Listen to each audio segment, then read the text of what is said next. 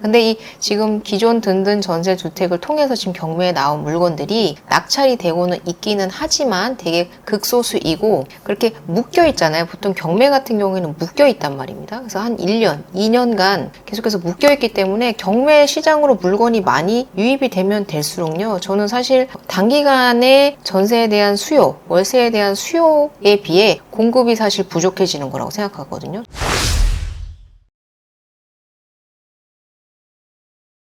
네, 안녕하세요. 임대박사 투데이입니다. 네, 추석 연휴 잘 보내셨나요? 네, 5일이 정말 금방 지나가네요. 네, 오늘은 휴일 마지막 날이기는 한데 내일이죠. 그러니까 미국 시간으로는 9월 18일, 그리고 한국 시간으로는 9월 19일 날 발표가 될 9월의 금리를 내릴 것이냐 말 것이냐는 이제는 거의 기정사실화 된 것 같고요. 이제 아직 올해 3번이나 남았지 않습니까? 굳이 0.5%의 비컷으로 감으로 해서 시장에 충격을 줄 필요가 있나라는 생각이 들기는 해요. 그러지 않을까라고 생각을 하는데 비컷으로 간다면 한국은행에도 상당한 압박이 될 것으로 생각이 됩니다. 그래서 이제 큰 이슈이기 때문에 오늘 빌라의 경매 시장 관련된 내용을 한번 말씀을 드려보려고 해요. 과연 정말 경매 시장의 물건이 폭발적으로 상승을 하고 있고 그리고 그로 인해서 가격이 폭락할 것인지에 대해서 제 의견을 말씀드리고자 합니다. 아이러니하게 들리실 수 있겠지만 제 생각에는 이 경매로 인해서 빌라의 가격은 상승할 것이다 라고 생각을 합니다. 쟤는 뭔 소리 하는 거야? 이렇게 말씀을 하실 수도 있는데 한번 들어보시면 이해가 되시는 부분도 있으실 거고 아니신 분들도 계시겠지만 이건 단순히 저의 개인적인 사견이기 때문에 참고만 하시면 좋지 않을까라는 생각이 듭니다. 사실 빌라가 가격이 상승하게 된 요인 가장 큰 건 아파트에 대한 규제였습니다. 28개에 달하는 세제 규제 그런 영향으로 해서 전방위적으로 아파트에 대한 투자를 완전히 원천 봉쇄해 버렸거든요. 그래서 그 당시에 2018년도 후반부터 19년부터 시작해서 지식산업센터 같은 상가 그리고 빌라나 오피스텔 같은 비아파트에 대한 수요가 폭발적으로 증가했습니다. 근데 이제 서민 주거층에게는 그 규제 때문에 전세 물량이 감소하면서 왜냐하면 규제를 하니까 다주택자들이 집을 살 수가 없잖아요. 그리고 임대사업자를 폐지시켜버리고 강제 말소를 시켜버렸단 말이에요. 그러다 보니까 이게 그때는 빌라 쪽으로 수요가 이전됐어요. 지금은 빌라에서 아파트로 수요가 이전되고 있지만 그때는 자금이 그쪽으로 이전됐다고 봐야죠. 그러니까 투자의 자금이 아파트에 투자할 수 없기 때문에 빌라 또는 오피스텔 또는 지식산업센터 쪽으로 이전이 된 거죠. 그리고 문재인 정권 초기 때만 해도 주택임대사업자를 등록을 하면 오피스텔을 주택 수에서 배제를 해줬었기 때문에 초기에는요. 그렇기 때문에 더 폭발적으로 상승한 것도 있습니다. 이제 아파트를 꽉꽉 누르다 보니까 아파트의 규제를 정말 심각하게 눌렀거든요. 2020년에 나온 7.10 대책인데요. 이때 보시면요. 임대 아파트를 폐지하겠다는 발표를 했거든요. 그리고 이 같은 경우에는 2019년 1216 12월 16일 날 발표된 주택시장 안정화 방안 정책인데요. 이 710 대책보다 먼저 앞서 나온 건데요. 이때 LTV 추가 강화 9억 원 초과 시 LTV 담보 40% 투기지역 투기과열지구 그러니까 그 수도권 전 지역이 거의 투기과열지구와 조정지역으로 묶여 있었기 때문에 이 당시에는 정말로 대출을 꽉꽉 틀어 막았다고 해도 과언이 아니거든요. 지금은 이복형 금감원장님께서 그냥 입으로 구두상으로 그냥 그렇게 조절해 라고 그냥 유연하게 부드럽게 말씀을 하고 계시지만 이 문재인 정권 때는요 정책으로 대출을 아예 막아버렸거든요. 그래서 제가 이복형 금감원장이 그렇게 말을 했다 한들 대출 규제가 싹 사라질 수도 있다고 말씀드린 게 그건 권고사항이기 때문에 그런데 이렇게 규제를 박아버리면 대출이 안 나오지 않습니까? 초기에는 15억부터 그러니까 고가주택에 대한 대출을 막았거든요. 근데 이제 이게 대출의 이제 그 상한선이 있으면 거기까지 치고 올라갑니다. 왜냐하면 대출을 내주니까요. 대출을 내주니까 그러니까 15억이 넘지 않으면 대출을 내주겠다라는 의미거든요. 그러니까 대출을 내주니까 15억까지는 아파트가 계속 올라가는 거예요. 규제가 더 생길 수 있어. 빨리 사야 돼. 이자에 대한 부담도 없기 때문에 사.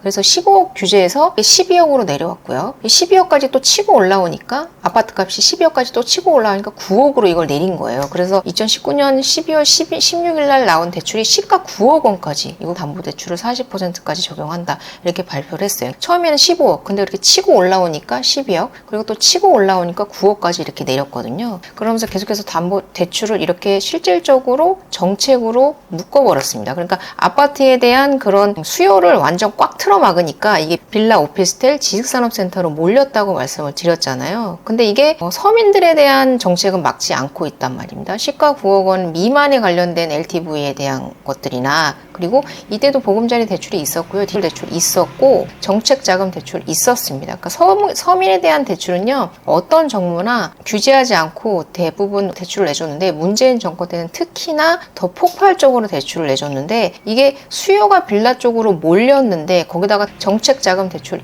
규제까지 확 풀어져 버린 거죠. 그러면서 이제 수요도 몰리고 거기에 수요가 몰리니까 빌라가 폭발적으로 공급이 되면서 그런 전세 사기가 성행을 하게 된 거죠. 시장이 붐비면 거기에 사기꾼도 생기기 마련이지 않습니까? 이제 모든 임대인분들이 다 잘못된 것은 아니지만, 이 보증보험이라는 잘못된 그런 관리로 인해서 빌라에 대한, 그러니까 보증보험 들면 안전합니다, 이 가격에 들어오셔도 돼요 라고 해서, 예를 들어 주변 시세가 2억인데 3억의 전세를 내놔도 신축으로 보통 들어가고 싶어 하시잖아요. 임차인분들은 2년 4년 된 구축보다는 신축에 들어가고 싶어 하는데 보증보험까지 들어준대.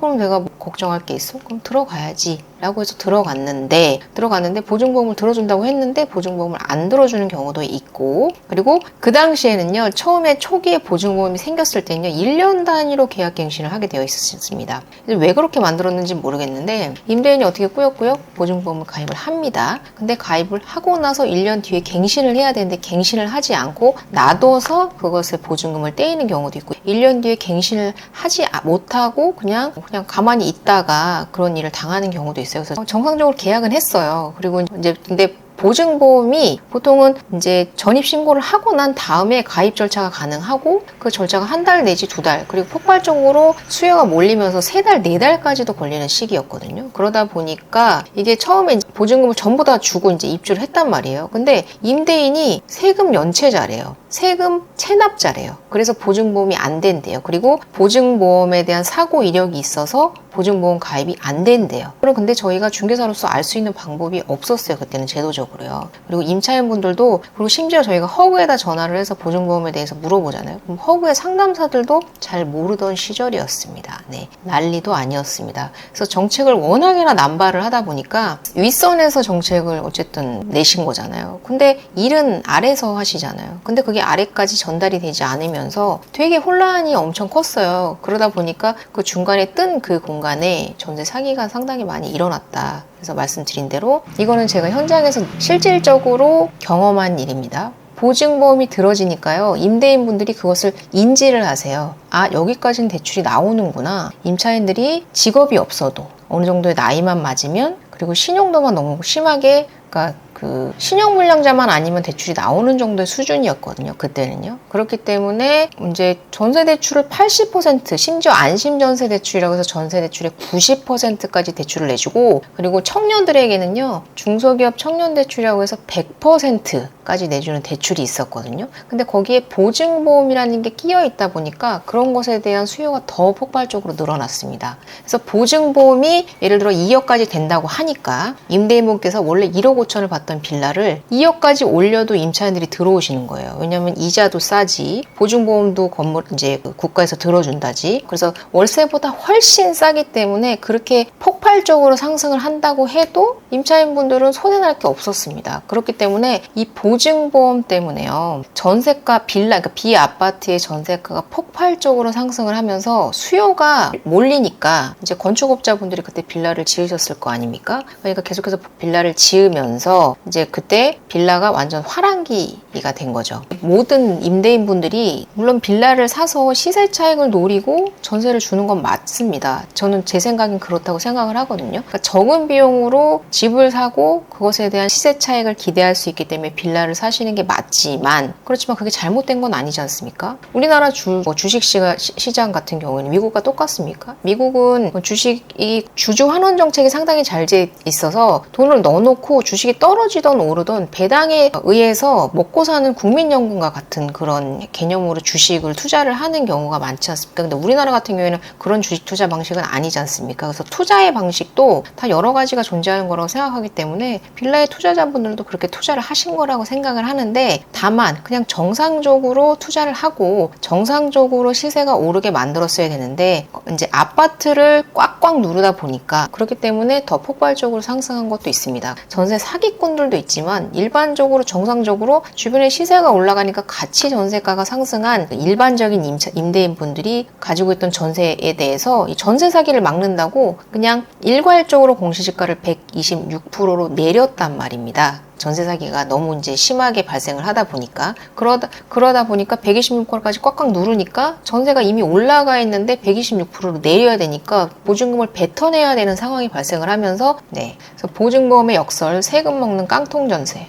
그러니까 보증보험을 들어주니까요. 전세 사고 역전세가 발생을 했어요. 화면을 보시면 수도권 오피스텔 경매 찬밥 신세 허그가 판도 받구나 라는 기사가 있고요. 이게 2024년 6월 9일 날 발표된 뜬 기사인데요. 보시면 2024년 상반기 5월 달까지 6월 달 기사이기 때문에 5월 달까지 약 3,000건 정도의 진행 건수. 낙찰가율을 보시면요. 그렇게 썩 높지 않습니다. 이게 이제 6월 달 기사이기 때문에 5월 달까지 나오기는 했지만 불과 20% 정도에 불과하고요. 감정평가액이 아시다시피 보통의 시세보다는 조금 낮게 측정이 되거든요. 경매가 진행되는 시점과 그리고 감정평가를 하는 시점의 차이가 있기 때문에 이제 보통은 감정평가액이 좀 낮게 측정이 되는데 그 감정가보다도 낮게 지금 낙찰이 되고 있습니다. 원금을 회수하는 거는 고사하고 돈을 되려 뱉어내면서 물건을 지금 집을 팔아야 되는 상황이거든요. 그렇게 낙찰가율이 낮음에도 불구하고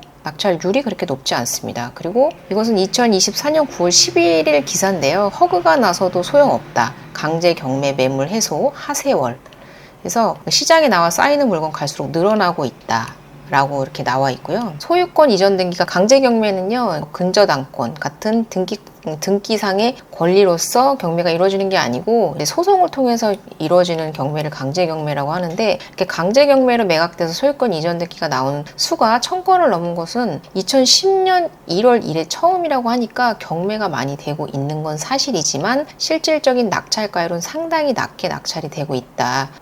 그리고 이제 매달 강제 경매가 이제 매물 건수가 급증하는 이유는 던지는 거죠. 허그에서 앞서 방송에서도 말씀드렸지만 무제한 사드리겠다. 그러니까 신축 매입은 11만 호지만 그 외에 최소 5만 호 이상의 구축 빌라를 사드리겠다고 허그에서 발표를 했기 때문에 허그에서 사줄 거라는 기대감 때문에 물건을 던지는데, 근데 보통은 임차인이 존재를 하지 않습니까? 선순위 임차인이 계속 살고 있는 경우에는 그 전세 보증금을 그대로 떠안아야 되는 거거든요. 기존 든든 전세 주택 같은 경우에는요, 경매 이제 전세 사기의 그런 주택을 이제 강제 경매를 통해서 허그가 매입을 하는 거였는데, 사실 이건 잘 이루어지지 않았어요. 든든 전세 주택 이 유형을 신설을 했는데 이것은 역전세. 그러니까 피해를 보신 임대인분들이죠. 그러니까 정상적으로 임대를 시세에 따라서 전세가가 오르고 있는 상황이었기 때문에 그냥 그렇게 높게 받은 것 뿐인데, 전세 사기가 일부 지역에서 일부 인간들에 의해서 발생을 했는데 그것이 모든 임대인분들한테 126%라고 일괄적으로 적용을 하면서 역전세가 발생해서 이게 본의 아니게 경매에 나와버리는 그런 정말 피눈물을 흘리시는 임대인분들이 많으셨거든요. 그래서 그 임대인분들을 위해서 든든 전세주택 이 유형을 신설을 했습니다. 그래서 허그에서 대입연재 주택 중에 경매를 미진행하고 협의 매입을 하겠다는 거고요. 그래서 어느 정도 기간 동안에 채무 상환을 유예해주고 그 기간 동안에 이제 허그가 대신 매입을 해서 전세를 주고, 그리고 나중에 이제 그 임차 기간 동안의 자금을 마련해서 갚고 다시 돌려받거나 아니면 그냥 허그에 판 그거를 그냥 그대로 놔둬버릴 수 있는 그런 선택권을 주는 그런 든든 전세주택 이유형이 신설이 됐다. 근데 이 지금 기존 든든 전세주택을 통해서 지금 경매에 나온 물건들이 낙찰이 되고는 있기는 하지만 되게 극소수이고 그렇게 묶여 있잖아요. 보통 경매 같은 경우에는 묶여 있단 말입니다. 그래서 한 1년, 2년간 계속해서 묶여 있기 때문에 경매 시장으로 물건이 많이 유입이 되면 될수록요, 저는 사실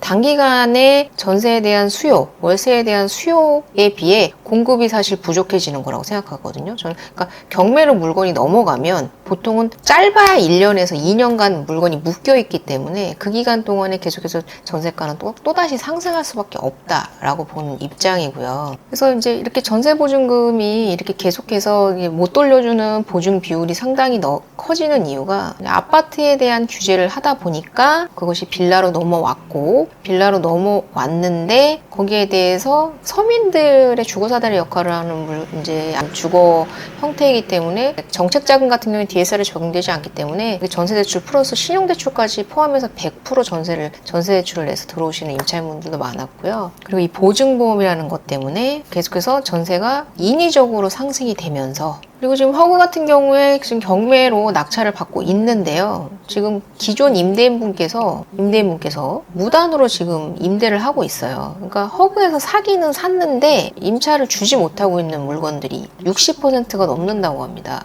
그래서 보면은 허그에서 경매매를 통해 반화보증 사고가 난 982가구 중에 이달 6일까지 1026가구를 낙찰을 받으셨대요. 근데 거기서 124가구는 소유권 확보까지 마쳤는데 이 중 70가구, 4%가 지금 수도 사용 내용이 있는 것으로 나타내 문제가 되고 있다. 그러니까 누군가 살고 있다라는 얘기인 거거든요. 근데 보시면 등등 전세주택은 허가가 집주인 대신 세입자에게 전세금을 돌려준 뒤에 경매에 넘긴 주택을 직접 낙찰받아 전세로 공급하는 공공임대주택인데, 주택이 경매에 넘어간 후에 낙찰받기 전에 임대인이 임대료를 낮게 책정해서 새 임차인을 들여서 불법적으로, 이제 불법은 아니죠. 아직 낙찰 이제 명의가 이전된 건 아니니까요. 그래서 이제 임차인이 들어가면서 낙찰을 받았는데 명도를 해야 되는데 그게 쉽사리 명도가 안 되고 소송을 통해야 하잖아요. 그러니까 또 비용인 겁니다. 그러니까 낙찰받기 전에 임대인이 또 그 사이에 임차를 놓으면서 허그에서 그걸 또 소송으로 임차인을 또 쫓아내야 되는 상황이에요. 근데 이 임차인분들이요, 그 임대인분들이 무단으로 임대를 했다라는 걸 모르셔서 문제가 되는 부분들도 많고요. 그냥은 못 내보내요. 무단점이라고 해도. 그래서 소송을 통해서 내보니까 돈도 들어가고 시간도 들어가서 등등 전세를 할 수가 없다 보니까 이렇게 또 다른 이렇게 등등 전세주택 이 유형으로 역전세, 돈을 돌려주지 못하면서 경매에 넘어간 물건에 대한 물건을 이제 집주인과 협의해서 매입을 하겠다, 사들이겠다라고 이제 얘기를 하는 거기 때문에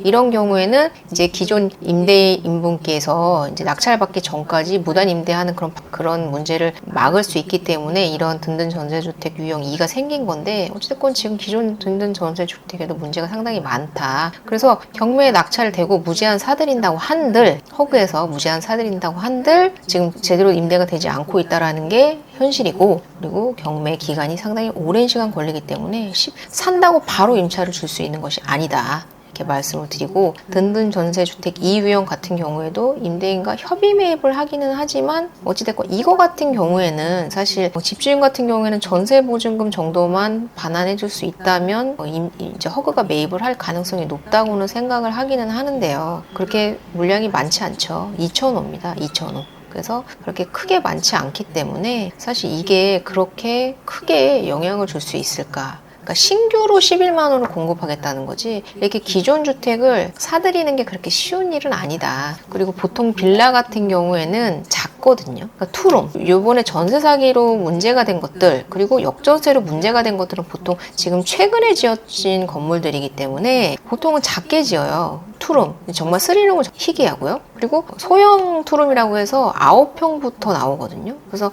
커봤자 쓰리룸도 커봤자 18평이에요. 그러니까 이 주택의 수요층이 상당히 한정되어 있다. 그렇기 때문에 이 경매가 계속해서 나오고 낙찰이 된다 한들 전세가와 매매가의 상승은 저는 빌라에 대한 상승을 막을 수 없다고 생각하고, 그리고 앞으로 재개발 활성화하겠다고 하지 않았습니까? 재개발 활성화하면 구형 빌라 주택에 대한 수요가 늘어나야 되겠죠. 그거를 사들여야 정부에서 건물을 지을 거 아닙니까? 그러려면 거기에 재개발이 되면 아파트가 들어올 것이라는 기대 심리 때문에 당연히 집값이 상승을 하겠죠. 그리고 갖고 계신 분들이 상당히 보유하고 버티는 일들이 많아지실 거기 때문에, 그렇기 때문에 사실 전세 이제 빌라 같은 경우에는요, 특히 서울 그리고 경기도의 재개발 주요 중심 지역들 같은 경우에는 빌라가 상승할 거라고 저는 생각을 하고, 가장 중요한 것은 기존의 빌라에 대한 규제를 싹 다 풀지 않고서는 요번에 6년 이제 단기 임대 도입하겠다고 했지 않습니까? 근데 그거 같은 경우에도 이제 기존 주택의 경우에도 단기 임대 주택 적용하겠다. 그래서 주택수에서 배제해주겠다 이렇게 얘기를 하기는 했어요. 근데 그거를 정말 할 거니? 정말 믿어도 되니? 이거에 대한 심리적인 안정감을 정부에서는 주셔야 된다. 기존의 빌라에 대한 정책을 푸셔야 그 신규 빌라에 대한 정책에 대한 믿음이 생기는 거기 때문에, 절대 그 전에 빌라에 대한 그런 규제 정책을 풀지 않고서는 빌라 시장 막지 못한다. 그리고 요새 최근에 전세 사기 횡행했던 선안권 수요가 공급을 앞선다. 서울 연립주택 전세 중위가격 2억원 15개월만. 그러니까 이제 아파트 전세 가격이 상승하니까요, 빌라로 옮겨 붙은 거예요. 그때도 지난 방송에서 말씀드렸다시피 지금 없어요. 이제 정말 비싸서 안 나가던 오피스텔 빌라까지 지금 전세가 다 나가고 있는 상황이거든요. 물건이 없다 보니까요. 아파트보단 그래도 싸니까 들어오시는 거고, 그리고 신축에 대한 선호도가 있다 보니까 구축 아파트를 가기보다는 신축 빌라에 대한 전세가 이제 다시 증가하고 있는 상황이다, 이렇게 보시면 될 것 같습니다. 네. 그래서 그렇다고 아파트 가격이 상승하지 않느냐? 아니요. 지금 허그 전세, 등등 전세 주택 이런 거 정말 일부 수요자들이거든요. 그 아파트만한 사이즈의 그런 공급을 할 수 있는 것이 아니기 때문에 되게 작아요. 투룸이라고 해도 그냥 터놓으면 원룸 정도라고 할 수 있을 정도의 사이즈의 빌라들이 대부분이기 때문에 이거 사들인다고 한들 수요층이 너무 한정되어 있습니다. 규제는 부동산 가격을 상승시키게 되어 있습니다. 경험해 보셨지 않습니까? 15억 규제 대출하니까 15억까지 치고 올라오고, 12억까지 규제하니까 또 그 지역 밑에 있는 지역의 아파트들이 12억까지 치고 올라오고, 경기도 지방의 아파트들이요, 뭐 광교 그리고 뭐 일산의 킨텍스 지역 같은 것들이 20억, 30억씩 갔으니까요. 거기다가 막 KTX라고 해서 교통 호재도 막 발표하고 뭐 여러 가지로 아무튼 간에 아파트 값이 규제를 한다고 해서 막힐 거라고 생각을 했던 것이 오판이었던 것이죠. 그래서 아시를 보면요, 이게 지금 2016년도부터 2022년도까지, 그러니까 코로나 시절에 폭발적으로 상승하던 시기가 이 시기인데, 보시면 이제 상승을 한 것은 한 2020년도 초부터 본격적인 상승 랠리가 시작이 됐고요. 그러면서 전방위적인 아파트에 대한 대대적인 규제가 있었다. 그래서 이제 세금 완전히 꽁꽁 틀어 막아서 이제 사지도 못하게, 팔지도 못하게, 그리고 보유하는 것도 힘들게 만들면서 거기에 금리 인상이 맞물리면서 이제 폭락을 한 거거든요. 집값이요. 근데 보시면 그 분양가 상한제가 2018년도, 그러니까 문재인 정권 때 다시 도입이 되면서 2017년 5월 달에 취임을 하셨는데요. 보시면요, 이게 입주 물량이거든요.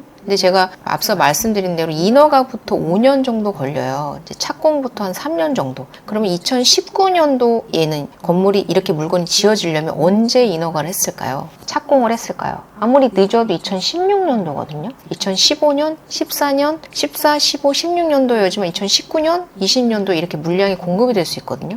박근혜 정권 때 그 인허가를 내준 물건이 문재인 정권 때 물량을 폭발적으로 늘려주면서 이 정도의 물량이 있었던 건데요. 사실 놀라운 게, 물론 코로나 때문에 거의 제로 금리였던 건 사실이지만 이렇게 폭발적으로 물량을 공급을 했는데도 불구하고 이렇게 아파트 값이 올라갔습니다. 그러니까 정책 규제가 집값에 어떠한 영향을 끼치는지 정말 자명하게 보여준 정부라고 저는 생각을 하거든요. 저는 비판을 하고 싶은 게요, 지금 상황에서 이렇게 물량이 적은 건요, 이 정권에서, 그러니까 전 정권에서 인허가 안 내줬기 때문에 지금 이렇게 물량이 없는 거거든요. 근데 윤석열 정권에서도 들어와서 물건을 공급을 해야 되는데, 이게 분상제로, 물론 이제 다 풀었어요. 이제 조정지역의 분상제 같은 경우에 이제 그 윤석열 정권 들어와서 조정지역을 전부 다 해제하고 지금 투기가율 일부만 남아있는 상황이라 거기만 분상제가 적용이 되고 있기 때문에 거의 풀었는데, 어찌됐건 공급에 대해서 상당히 관심이 미흡했다라는 거는 어쨌든